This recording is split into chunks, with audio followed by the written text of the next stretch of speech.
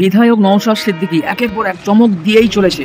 গত 2 দিন আগে শিয়ালদা ডিআরএম অফিসে তিনি ঈদের স্পেশাল ট্রেনের জন্য আবেদন করেছিলেন।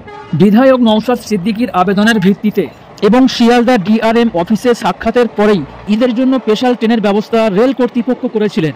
এবার বিধায়কের লক্ষ্য বাস।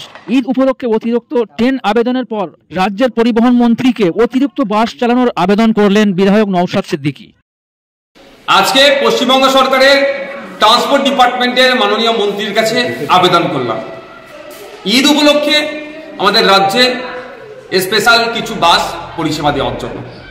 কারণ এই সময় ভিন্ন রাজ্য থেকে পরিযায়ী শ্রমিকরা বাড়ি ফিরে, অনেকের যোগাযোগ মাধ্যম হচ্ছে বাসে করে ফিরতে হয় আমাদের রাজ্যের মধ্যে, এবং শহর থেকে মফস্বল এলাকাতে যারা কর্মক্ষেত্রে শহরে থাকে তাদের ফিরে আসতে অনেক অসুবিধা হয়।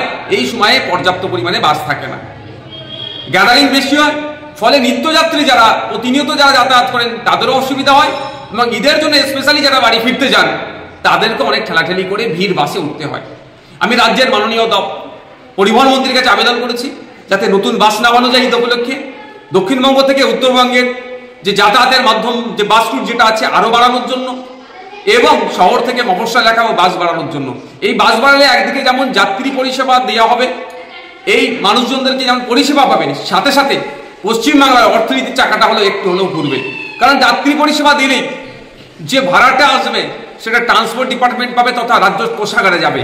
তাই মাননীয় মন্ত্রী মহাশয়ের কাছে আবেদন করছি, উনি মানবিক হয়ে আমাদের আবেদনের সাড়া দিয়ে এই ঈদ উপলক্ষে বিভিন্ন রুটে ঈদ স্পেশাল বাসের তিনি ব্যবস্থা করবেন।